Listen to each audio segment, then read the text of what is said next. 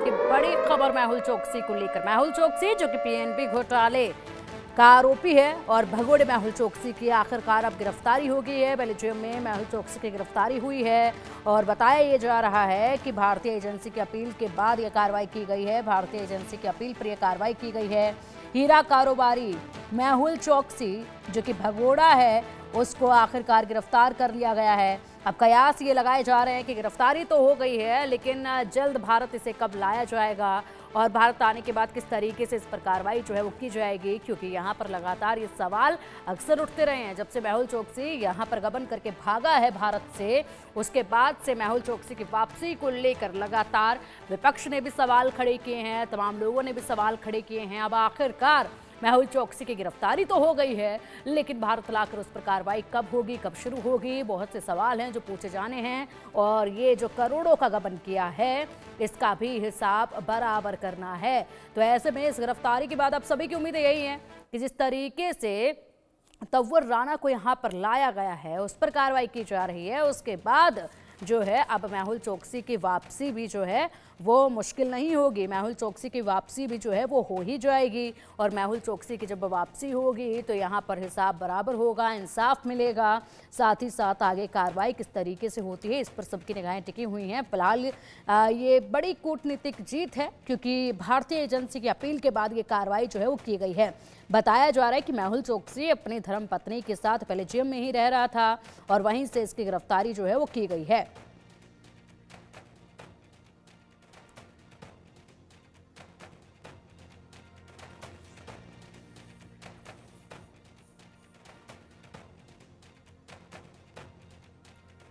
का चाहे इंडिया का हो या कहीं पे भी हो, आप एक कंट्री दूसरी कंट्री को अगर रिक्वेस्ट करती है तो एज ए प्रोसेस सबसे पहले उसको अरेस्ट किया जाता है और फिर उसकी बेल दी जाती है और फिर उसकी एक्स्ट्राडिशन को कंटेस्ट किया जाता है।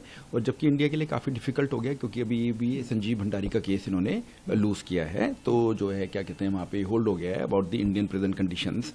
तो मुझे नहीं लगता कि इतनी आसानी से एक्स्ट्राडिशन हो सकती है, more so after this Bhandari judgment. ये देखो, ये तो एक प्रोसेस है किसी भी कंट्री का, चाहे इंडिया का हो या कहीं पे भी हो।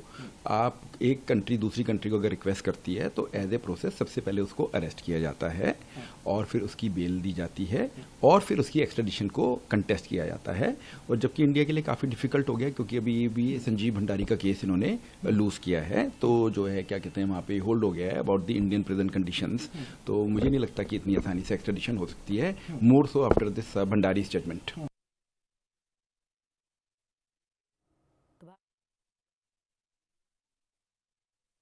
तो ये तो एक प्रोसेस है किसी भी कंट्री का, चाहे इंडिया का।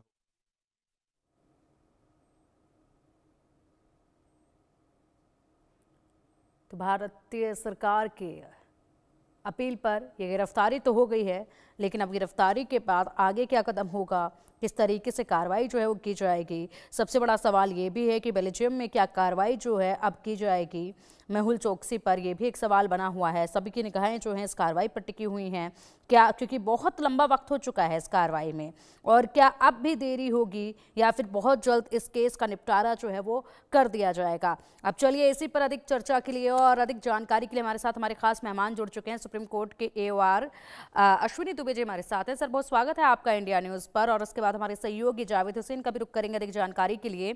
अश्विनी सर, सबसे पहले आपसे जानना चाहूंगी, जिस तरीके से यहाँ पर भारतीय सरकार की एजेंसियों की तरफ से अपील की गई, उसके बाद एक्शन लिया गया, गिरफ्तारी हुई, पूरा प्रोसेस आपसे समझना चाहेंगे क्योंकि बहुत लंबा वक्त हो चुका है और ऐसे में अब यहाँ पर सभी की उम्मीदें कुछ ऐसी टिकी हुई हैं कि गिरफ्तारी अगर भारतीय सरकार के कहने पर हो गई है तो बेहद जल्द इंसाफ, हिसाब बराबर अब हो ही जाएगा। किस तरीके से पूरा प्रोसेस ये रहा अब तक का और आगे क्या प्रोसेस रहेगा? 2018 में भारत छोड़ने से पहले ही 2017 में चौकसी ने एंटीगुआ बारबुडा की नागरिकता ले ली थी और बार बार खराब सेहत का हवाला करते हुए भारत में पेशी पे नहीं आता था। वीडियो कॉन्फ्रेंसिंग के जरिए उसकी पेशी होती थी। अब भारत की जितनी प्रॉपर्टीज थी सारी उसकी सीज हो गई थी। अब उसके बाद एंटीगुआ से बड़े नाटकीय तरीके से वो वहां से गायब हुआ मई 2021 में और वहां से डोमिनिका पहुंच गया, ना उसे अरेस्ट कर लिया गया। सीबीआई की टीम जब उसका प्रत्यर्पण कराने पहुंची तो वहां के ब्रिटिश क्वीन की प्रिवी काउंसिल से उसे राहत मिल गई, तो फिर बाद में एंटीगुआ आ गया। 51 दिन वहां गुजारा। उसके बाद एंटीगुआ आकर उससे न्यूरोलॉजिस्ट से ट्रीटमेंट कराना चाहता था। उसके बाद मेहुल चौकसी का अभी बेल्जियम में जो गिरफ्तारी हुई है, उस बेल्जियम में गिरफ्तारी के बाद चूंकि बेल्जियम के साथ भारत की एक्सट्रेडिशन पॉलिसी, एक्सट्रेडिशन ट्रीटी है, उस ट्रीटी के अनुसार भारत सरकार को और हमारी जो एजेंसीज हैं वहां की लोकल कोर्ट में जाने के बाद प्लीड करना पड़ेगा, और वहां खासतौर से बेल्जियम की टॉप कोर्ट तक ये अधिकार होगा मेहुल चौकसी को कि वो ये कंटेस्ट करें। और भारत और बेल्जियम के बीच में जो एक्सट्रेडिशन ट्रीटी है उसके मुताबिक कुछ जो सूचीबद्ध ऑफेंसेस हैं, जैसे हत्या, हत्या का प्रयास, षड्यंत्र, महिला का अबॉर्शन करवाने के इरादे से कोई दवा पदार्थ देना, हत्या, बाइगेमी, जाली मुद्रा बनाना, हेराफेरी करना, जालसाजी, रेलवे ट्रेन में व्यक्ति को दुर्भावनापूर्ण कृत्य से खतरे में डालना, हिंसा द्वारा लूट, झूठे बहाने से कोई मूल्यवान सुरक्षा प्राप्त करना, रेप और राष्ट्र के कानून द्वारा चोरी, और ये सब बातें हैं। उसके बाद जब उसके अलावा उसको आत्मसमर्पण तब तक नहीं किया जा सकता जब तक कि वह अपराध दोनों देशों के अनुसार दंडनीय नहीं हो।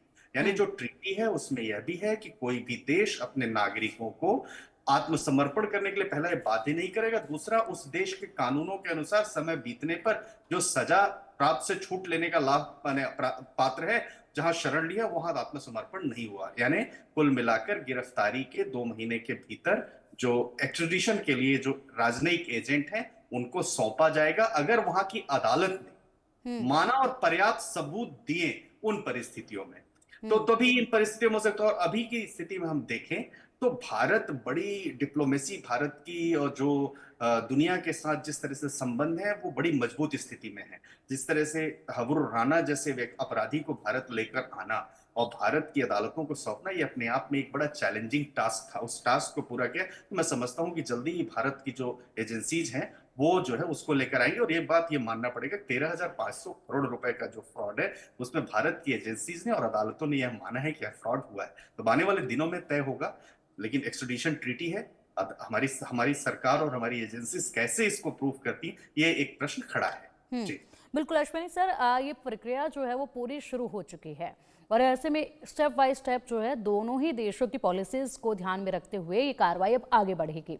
तो कितना वक्त और आपको लगता है कि ये सब कुछ प्रूफ देने में, साबित करने में, ताकि यहाँ पर जो कानून है, जो पॉलिसीज बनी हुई हैं उसी के तहत अब प्रक्रिया आगे बढ़े, तो ऐसे में कितना वक्त इसमें जो है वो लंबा लग सकता है और कितना समय इसमें लग सकता है, या फिर कहीं से मदद जो है चौकसी को मिल सकती है जिससे वो एक बार फिर, क्योंकि बहुत चालाकियां उनकी पहले भी देखी जा चुकी हैं।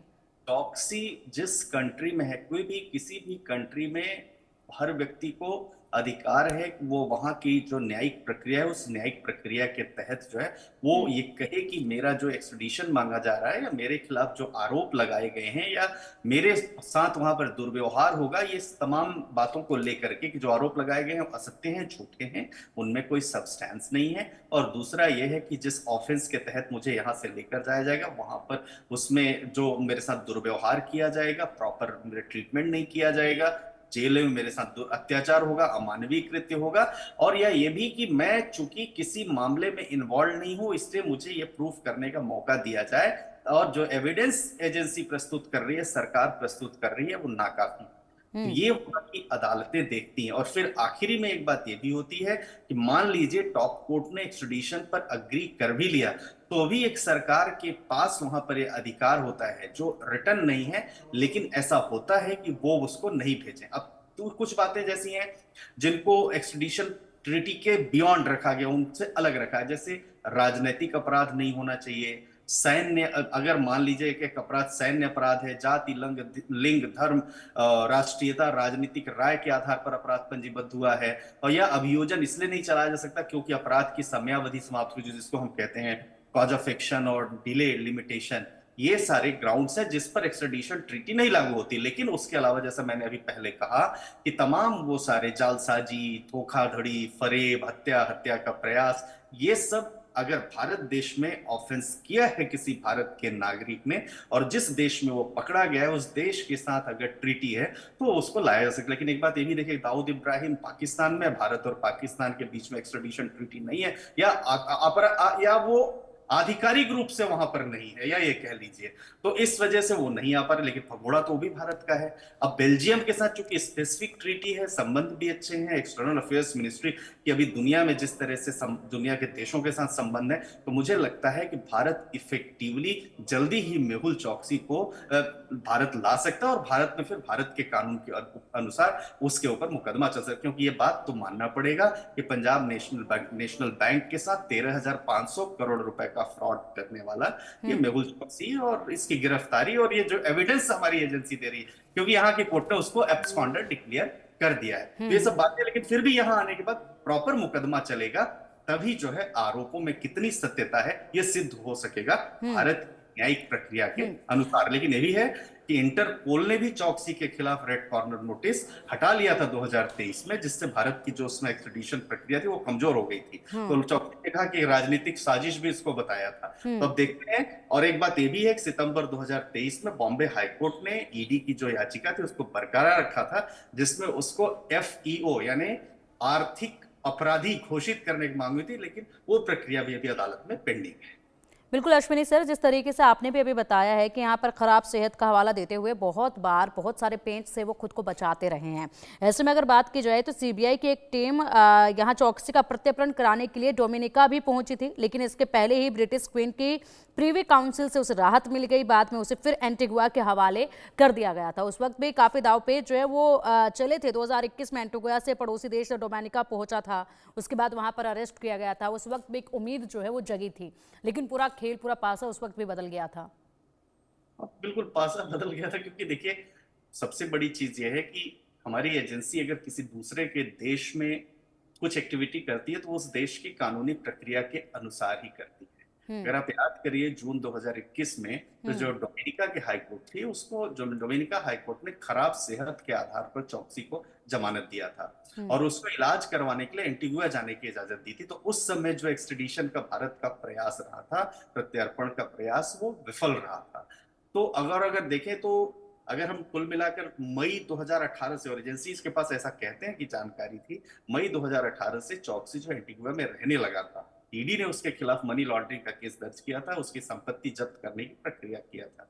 अब चूंकि वहां स्पॉट हो गया है, वहां मिल गया है, और कहते हैं कि कथित तौर पर फर्जी दस्तावेजों के जरिए वहां पर उसने CF रेजिडेंसी कार्ड हासिल किया था। तो ये सब बातें हैं, लेकिन बेल्जियम देश का भी एक कानून है। उस कानूनी व्यवस्था के तहत ही हमारी सरकार को और हमारी एजेंसीज को उस प्रक्रिया का पालन करना पड़ेगा। आपको याद हो, अगर हम तहव्वुर राणा के केस में देखें तो पहले जब मुकदमा चला था तो फर्स्ट जो कोर्ट थी US की, उसने भारत के जो सबूत दिए गए थे 26/11 में तहव्वुर राणा के खिलाफ, उसको नाकाफी माना था। तो उसको भारत के केस में आरोप मुक्त कर दिया गया था। लेकिन हमारी एजेंसीज ने लगातार तमाम अपीलेट कोर्ट में जाते हुए प्रक्रिया को चालू रखा था, और वहां के जब टॉप कोर्ट ने माना, आखिरी जो उसकी दलील थी तहव्वुर राणा की वो खत्म हुई, तो फिर एक्सट्रेडिशन पर सरकार ने प्रक्रिया शुरू की। और इसके बाद एक बात ये भी है कि किसी भी परिस्थिति में सब आखिरी कोर्ट तक आप पहुंच भी जाते हैं तो फाइनली कुछ डिप्लोमेसी का या कोई और जो बातें हैं वो बहाना देकर वहां की सरकार भी रोक सकती है, वो भी अनकोटेड नॉर्म्स होते हैं। लेकिन अब यह है कि इस समय की भारत की स्थिति मजबूत है, तो मुझे लगता है कि वो जल्दी ही यहाँ आएगा और यहाँ न्यायिक प्रक्रिया फेस करेगा। ठीक है सर, बहुत जल्द जो है यहाँ मेहुल चौकसी को वापस लाया जा सकता है। उसके बाद प्रक्रिया जो है कानूनी तौर पर यहाँ पर आगे की शुरू की जा सकती है। यही उम्मीद जो है वो लगाई जा रही है, ताकि हिसाब जो है वो बराबर हो सके। और बहुत लंबे वक्त से खुद को बचाते आए हैं मेहुल चौकसी। अब देखना होगा कौन सा हथकंडा वो अपनाने की कोशिश करते हैं, क्योंकि शांत बैठने वालों में से तो वो बिल्कुल भी नहीं है, पहले भी देखा जा चुका है। फिलहाल बहुत शुक्रिया अश्विनी सर आपका इन तमाम जानकारियों के लिए, महत्वपूर्ण जानकारी हमारे दर्शकों तक पहुंचाने के लिए। तो मेहुल चौकसी जिसकी वापसी के लिए लगातार सिलसिला जो है वो जारी है, और ऐसे में अब देखना ये है कि आखिरकार किस कदर मेहुल चौकसी को तमाम जो कानूनी प्रक्रिया है, चाहे वो हो भारतीय चाहे वो हो बेल्जियम की, उसके तहत किस तरीके से अब लाया जाएगा भारत, और क्या आगे की कानूनी प्रक्रिया होगी। अब क्या कुछ इसमें प्रतिक्रियाएं सामने आ रही हैं वो भी जरा देखिए।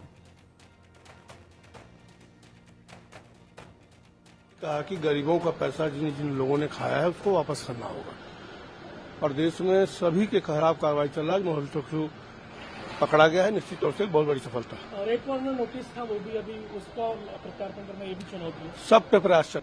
अगर गिरफ्तारी हुई है तो अभी तो ऐसे कितने लोग जो है वो बाकी है?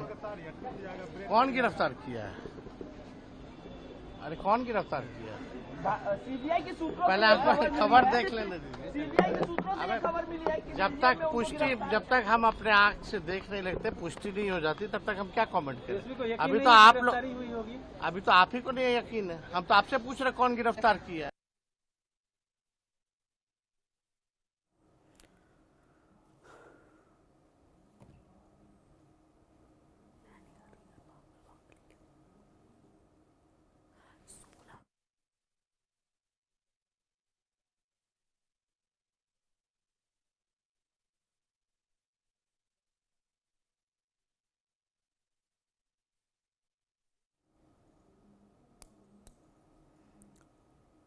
तो भगोड़ा मेहुल चोकसी आखिरकार भारत के शिकंजे में अब आने वाला है, क्योंकि भारत की अपील पर उसे गिरफ्तार तो अब कर लिया गया है, लेकिन आगे अब ये प्रक्रिया, जिस तरीके से गिरफ्तारी हुई है उसके बाद प्रक्रिया जो है वो आगे की काफ़ी आसान नजर आ रही है।